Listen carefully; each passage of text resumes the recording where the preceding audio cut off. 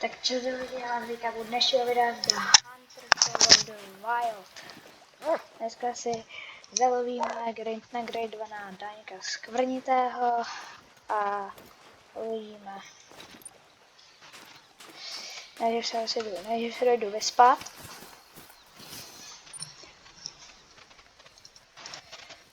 Takhle na 12. to bude stačit bohatě. Jednoho Daňka Skvrnitého grade ve své trofejní boudě už mám. To bájný stříbrnýho mám. Takže rozjíždím grind na druhého, nebo ne rozjíždím, ale rozjetej. Mám už na něm tak 300 kusů.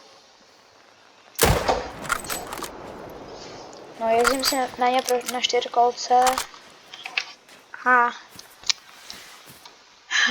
Jo. Tu 4 kolkou si to vlastně ulehčuju, protože to je rychlejší a efektivnější. Lovím vlastně asi tak nějak 5 zón. A no, prvního grejtla jsem měl na téhle zóně. Druhýho nevím, kde bude, ale potom pod videem byste mohli napsat, jakého grade 1 by jsem měl jít po tomhle grade 1, protože já fakt nevím, ale nějakýho mi řekněte.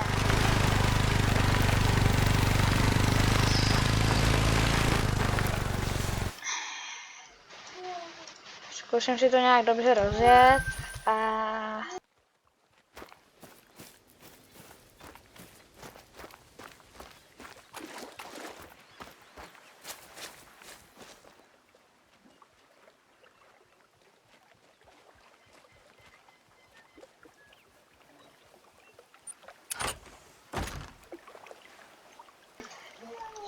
teď jdu na druhou zónu, kde jsem měl jednoho 5kovýho trola a sem tady máme tačka, trojka. S vysokým hodnocením, no, ale tak je, kurňa. Nevadí, kurňa. Jdu nabídky a vrátím se znovu, tam budou. Jdem to rozjet, takže si mohla vystřelit, co jsem nechtěl. Daňky lovím Valgardou, která je na třídu 7 až 9. Sice daňci jsou třída 4, ale já to lovím Valgardou kvůli tomu, že aby lehli na místě, aby jsem pro ně nemusel někam běhat. A potom mám zářů, která je na třídu 4 až 8. A to bylo lovím ty trofejní daňky, třeba tady 5, velké 4, tady mají šance na diamanta. Na střel to pade, pak ho máme, tamhle, škodně. Brady leží.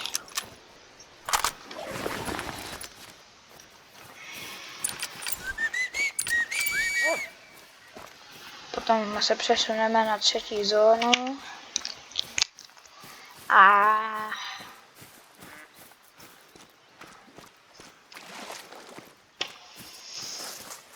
prosím, mohli byste dát na můj YouTube kanál odběry a lajky sama na tohle video. Protože tohle je první video, do kterého mluvím. A můj cíl je dosáhnout aspoň 1000 odběratelů. A je tak nějak všechno, čeho bych chtěl teďka dosáhnout. Protože i to je docela dost, 1000 odběratelů. Jdeme na 3. zónu se přesunout. A uvidím. Budu točit tak nějak 3 hry na tenhle YouTube kanál. První bude právě The Hunter of the Wild, to je tady ta hra. Druhá bude Farming Simulator 25 a ta třetí asi Minecraft. V Minecraftu už tam nějaký videa mám. Což se dá, protože to video z Minecraftu je jedno z nejsledovanější. Má 91 zhlédnutí a 2 lajky a 1 dislike, což mě naštvalo. To je bomba. A no.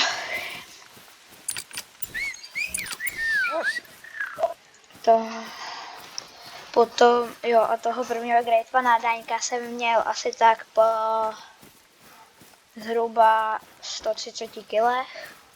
Bylo fakt velký štěstí. Byla jedna věc, za kterou jsem byl hodně rád. A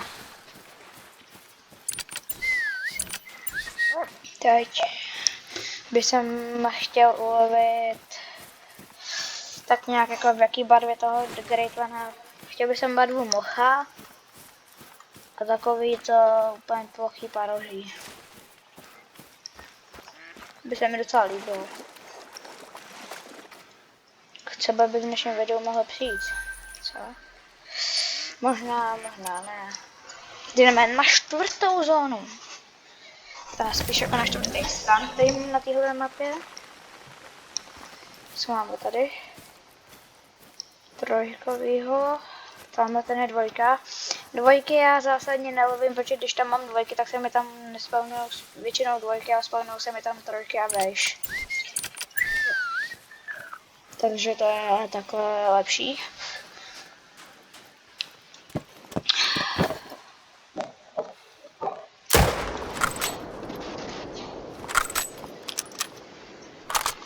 Fakt teďka nevím potom, jakýho si Great One rozjet, tak do komentářů prosím napište, jak já mám potom rozjet Great One.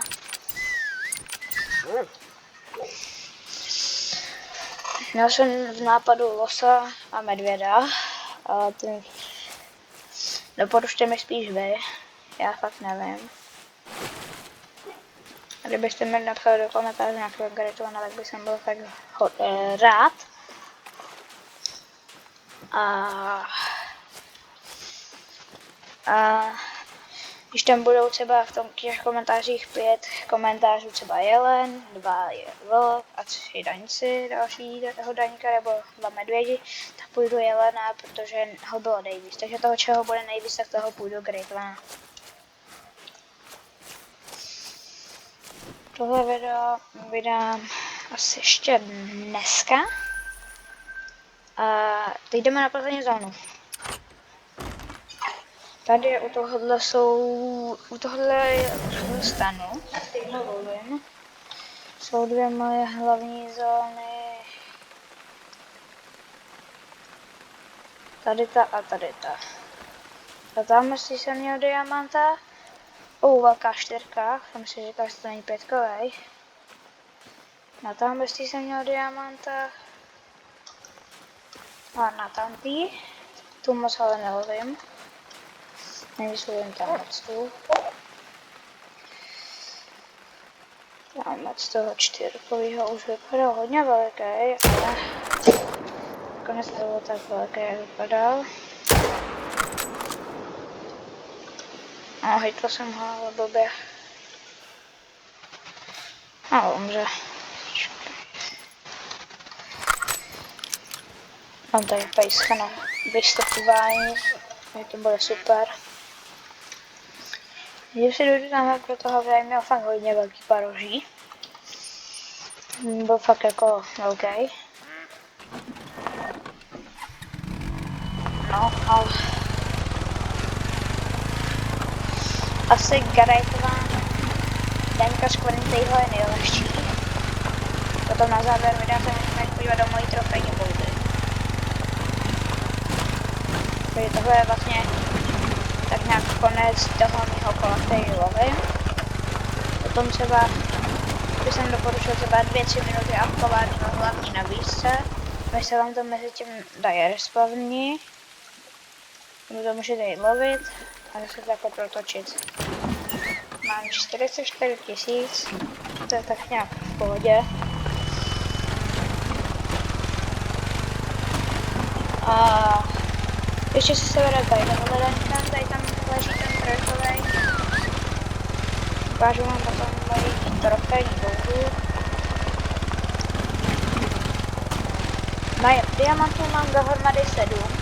Jednoho bandenga, jednoho jelena a jednoho apidaňku.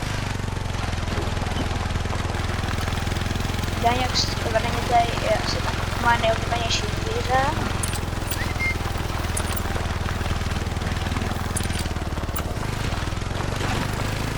Nebo ne zvíře, ale Gerejtvan. Tady leží. Jsem ho přejel malinko. Tak, takhle jsem ho trefil, nevadí, jsem ho podstřelil. Takže jdem se podívat do mé trophy boudy.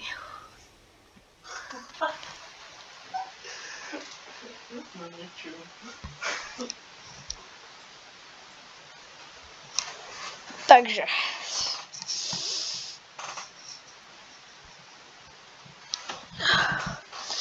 Ukážu vám převážně spíš. Mám to rozdělené tak nějak na 2 sekce zatím. Tady mám prostě Playboardovýho jelena. Diamantovýho jelena.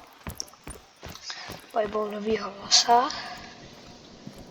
Playboardovýho slunce.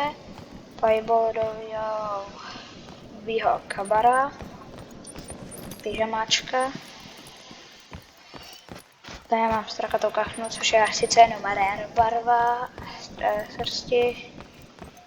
Tady mám tu sekci na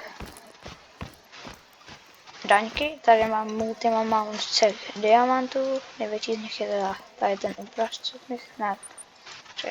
Jo, tady ten uprostřed. Ale největší je je tady ten. Ten má, tak počkej, tady mám ten Greatvana.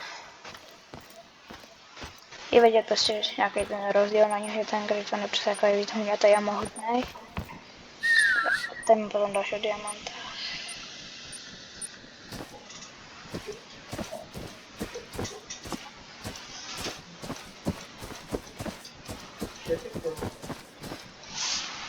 Počkej, já už to vypínám. Tak a tohle bude pro dnešní video asi vše. Takže